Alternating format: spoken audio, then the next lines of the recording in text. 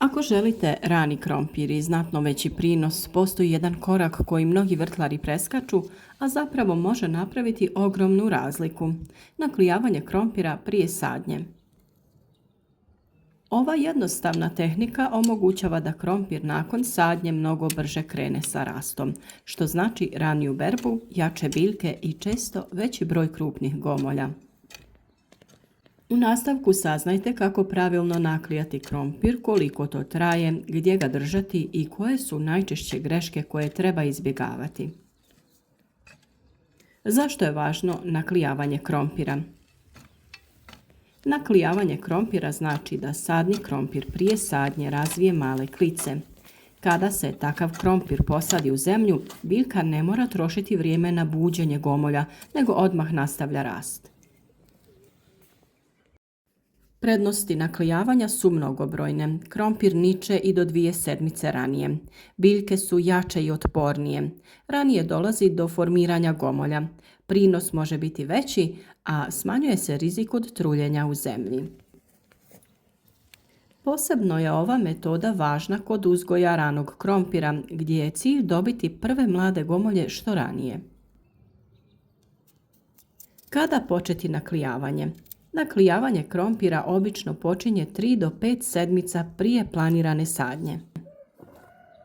Ako planirate sadnju krajem marta ili početkom aprila, krompir je najbolje iznijeti na naklijavanje početkom marta.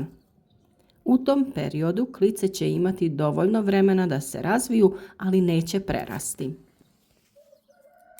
Idealne klice su dužine od 1 do 2 cm i trebaju biti čvrste, lijepe, bijele sa odsjajem ljubičaste boje. Kako odabrati krompir za sadnju? Za sadnju je uvijek najbolje koristiti zdrav sadni krompir. Gomolji trebaju biti čvrsti, bez znakova truleži, bez nekih oštećenja, bez tamnih ili mekanih dijelova. Veličina gomolja također igra važnu ulogu. Idealni su krompiri veličine kokošjeg jajeta, to jest 50 do 60 grama težine. Ako su gomolji mnogo veći, mogu se prerezati, ali samo ako imaju više razvijenih okaca. U tom slučaju svaki komad treba imati najmanje 1 do 2 okca iz kojih će krenuti klice. Kako pravilno rasporediti krompir za naklijavanje? On se treba rasporediti u jednom sloju. Najčešće se za ovu namjenu koriste gajbe, neke kartonske kutije ili plastični sanduci. Važno je da krompir ne bude naguran jedan preko drugog, jer tada klice postaju duge i slabe. Najbolje je da strana sa najviše okaca bude okrenuta prema gore, jer iz tih mjesta će izrasti klice. Sada ćemo reći koji su idealni uslovi za naklijavanje. Da bi klice bile kratke, jake i zdrave, krompir treba držati na mjestu gdje ima svjetlosti, umjerene temperature i dobra ventilacija. Prostor treba biti svijetao, ali bez direktnog jakog sunca. Svjetlost sprječava da klice postanu dugačke i tanke. Idealna temperatura prostorije je između 10 i 15 stepeni. Ako je prostor previše topao, klice će brzo da se izduže i postanu lomljive. Ako je prehladno, proces naklijavanja će biti spor. Sam prostor treba imati dovoljno svježeg zraka kako bi se spriječila pojava plijesni. U prosjeku proces naklijavanja traje 3 do 4 sedmice.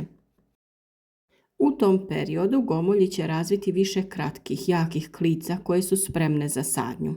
Ako primijetite da klice postaju previše duge, to znači da je temperatura previsoka ili da nema dovoljno svjetlosti. Da li treba rezati veliki krompir? Ako imate krupne gomolje, oni se mogu prerezati na nekoliko dijelova. Međutim, postoji nekoliko pravila. Svaki dio mora imati najmanje jedno razvijeno oko i dovoljno mesa oko tog oka. Ovo je tema našeg sljedećeg videa, pa ostanite uz nas ako vas zanima koji je najbolji način za rezanje sadnog krompira. Nakon rezanja krompir je dobro ostaviti 1 do 2 dana da se rez osuši. Na taj način se stvara zaštitni sloj koji smanjuje rizik od truljenja u zemlji. Ono što je također dobro nakon rezanja gomolja jeste da ih umočite u drveni pepeo koji djeluje kao prirodna zaštita od gljivičnih oboljenja. Upotreba pepela pri sadnji krompira je također tema posebnog videa, pa ako vas to zanima, ostanite i pratite redovno videe na našem YouTube kanalu. Još jedan mali trik koji mnogi koriste. Prije sadnje krompira redove se može lagano posuti drvenim pepelom. Pepeo je bogat kalijem i pomaže u početnom razvoju biljke. Osim toga, pepeo djeluje i kao blaga zaštita od nekih bolesti u tlu. Imamo tu i najčešće greške koje mnogi rade kod naklijavanja. Iako je naklijavanje jednostavno, postoje greške koje mogu smanjiti uspjeh uzgoja. Previsoka temperatura. Ako se krompir drži u toploj prostoriji, klice će biti dugačke i slabe. Takve klice se lako lome prilikom sadnje. Tu je i nedostatak svjetlosti. U mraku klice postaju bijele i tanke. Takav krompir nije idealan za sadnju.